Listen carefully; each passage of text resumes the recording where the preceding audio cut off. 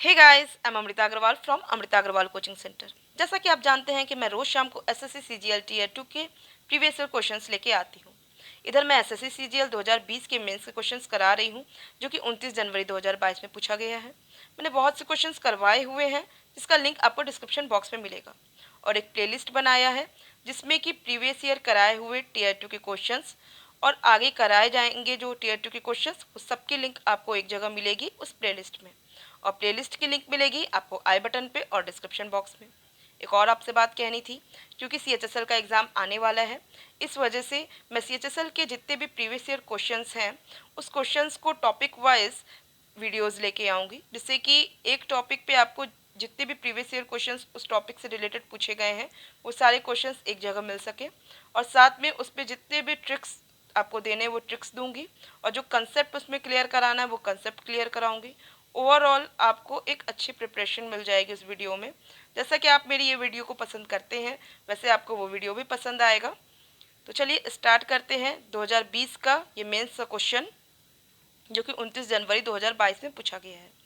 Question है, in triangle A B C, M is the mid point of the side A B, N is the point in the interior of triangle A B C such that C N is the bisector of angle C and Cn is perpendicular to NB. What is the length of Mn if BC is equal to 10 cm and AC is equal to 15 cm? बहुत अच्छा question है, बहुत interesting question है। देखिए, ये आपको जब concept clear होंगे ना इस पे बेस्ड, तभी आप इसको अच्छे से सॉल्व कर पाएंगे। और मैं आपको हर एक पॉइंट को बहुत डिटेल में एक्सप्लेन करूँगी, जिससे कि अगर किसी के कंसेप्ट बहुत क्लियर ना भी हों तो भी उनको आज क्लियर हो जाएंगे।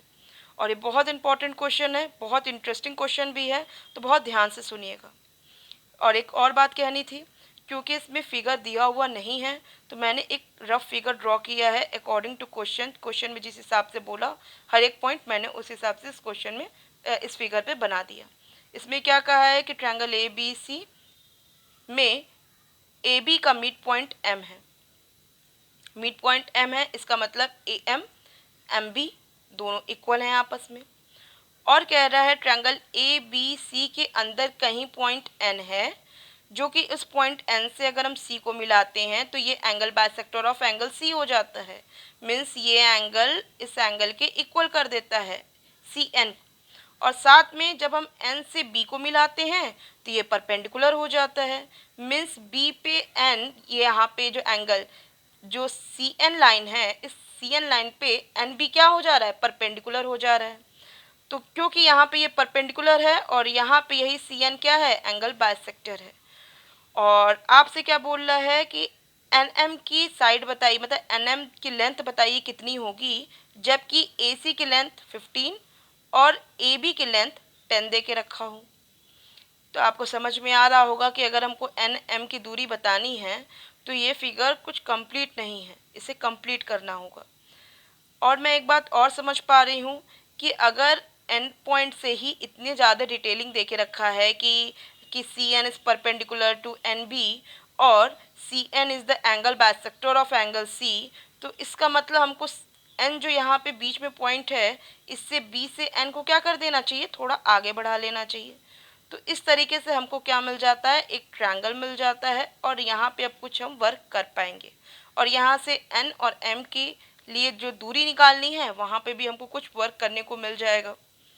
तो चलिए, इसके लिए जो करेक्ट फिगर होता है वो करेक्ट फिगर बनाया हुआ है, जिसमें कि आपको एक्सप्लेनेशन देंगे तो आपको ज़्यादा अच्छे से समझ में आएगा। यहाँ एक्सप्लेनेशन दे सकते हैं, बट यहाँ एक्सप्लेनेशन देने में थोड़ा सा आपको दिक्कत होगी और मुझे भी अच्छा नहीं लगेगा कि आपको कहीं से भी समझने में कमी रह जाए। तो मैंने एक स्लाइड बनाई है जिसमें कि आपको अच्छे से मैं हर एक पॉइंट को डिटेल में कंसेप्ट क्लियर करा के दे सकूं। देखिए, आपको कहा हुआ है कि एन बी की दूरी 10 है और जो सी ए है ये पूरी दूरी 15 है। एम मिड पॉइंट है ए बी पे, means A M is equal to M B हो जाता है। साथ में ये कहा हुआ है कि जो सी एन है वो एंगल सी का एंगल बाइसेक्टर है, मीन्स ये एंगल इस एंगल के इक्वल हो जाता है। और ये भी बोला है कि एन बी क्या है, परपेंडिकुलर है सी एन पे, इसका मतलब ये 90 डिग्री हो जाता है। मैंने अपनी तरफ से एन बी से आगे बढ़ाया बस एक स्ट्रेट लाइन, और मान लेते हैं ये पॉइंट डी है। क्योंकि ये परपेंडिकुलर 90 डिग्री है तो यहाँ से भी परपेंडिकुलर 90 डिग्री ही होगी, क्योंकि वो यही एक स्ट्रेट लाइन है। अब मैं फिगर जब सी डी बी को देखती हूँ तो मैं क्या देख रही हूँ कि ये दोनों ट्रायंगल्स, इन दोनों ट्रायंगल में ये 90 डिग्री है। ये दोनों एंगल्स आपस में इक्वल हैं, क्योंकि सी एन एंगल बाइसेक्टर है एंगल सी का। ये दोनों एंगल्स आपस में इक्वल, ये कॉमन साइड है, ये दोनों 90 डिग्री हैं। इट मीन्स ये ट्रायंगल इसके क्या है, कॉन्ग्रेंट है, सर्वांगसम है। और साथ में आपको ये भी ऑलरेडी पता होगा कि किसी भी ट्रायंगल में अगर एंगल बाइसेक्टर उसका परपेंडिकुलर भी हो तो ऐसे केस में ये ट्रायंगल या तो ये आइसोसेलेस ट्रायंगल होगा, मीन्स ये साइड इस साइड के इक्वल होगी ही होगी, और या तो ये ट्रायंगल इक्विलैटरल ट्रायंगल होगा। मुझे एक्चुअल में इतनी कंसेप्ट में जाने की ज़रूरत नहीं है, मैंने तो इसका बेसिक ही आपको एक्सप्लेन कर दिया कि ये ट्रायंगल इसके कॉन्ग्रेंट होगा। अब वो आइसोसेलेस हो चाहे इक्विलैटरल, उससे कोई लेना देना नहीं है। क्योंकि ये इसके कॉन्ग्रेंट है तो ये साइड क्या होगी, इस साइड के इक्वल होगी। Corresponding sides are equal in congruent triangle. तो ये इसके इक्वल होगा। इट मीन्स ये दूरी कितनी मिल जाएगी हमको, 10 सेंटीमीटर मिल जाएगा। ओवरऑल दूरी कितनी थी, 15 थी। तो हमको AD कितना मिल गया, 5 मिल गया। 15 में से 10 गया, AD की दूरी हमको 5 आई। वो बात की बात है, मैं उसे बाद में एक्सप्लेन करूँगी इस पॉइंट को। क्योंकि यहाँ पे CB CD के इक्वल है तो ये 10 दूरी मिल गई हमको। और साथ में आपको पता होगा क्योंकि ये दोनों ट्रायंगल कॉन्ग्रेंट हैं, सर्वांगसम हैं, तो ये दोनों करस्पॉन्डिंग साइड्स, ये दोनों साइड्स भी आपस में इक्वल होंगी।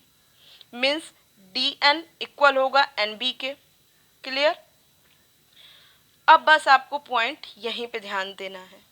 अब मैं इसके लिए क्या करती हूँ, इसको थोड़ा सा फ्रेश करती हूँ। फ्रेश करके आपको जो जो पॉइंट्स आपको ध्यान में अब रखना है वो सारे पॉइंट्स अब आपको दिखाती हूँ। अब आपको क्लियर हो चुका है कि ये AD ये दूरी 5 है, ये दूरी और ये दूरी भी आपस में क्या है, बराबर है।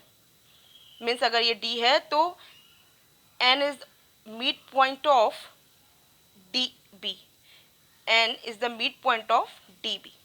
क्लियर। ये इसके इक्वल है और आपको ऑलरेडी क्वेश्चन में दे के रखा है M is the mid point of AB। Means ये दूरी भी इस दूरी के बराबर है। अब थोड़ा फोकस कीजिए ट्रायंगल BNM और ट्रायंगल BDA।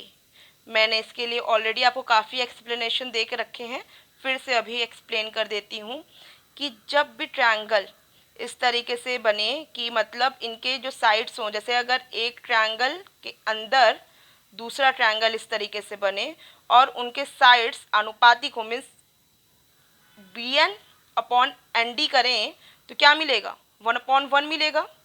और BM/MA करें तो भी 1/1 मिलेगा।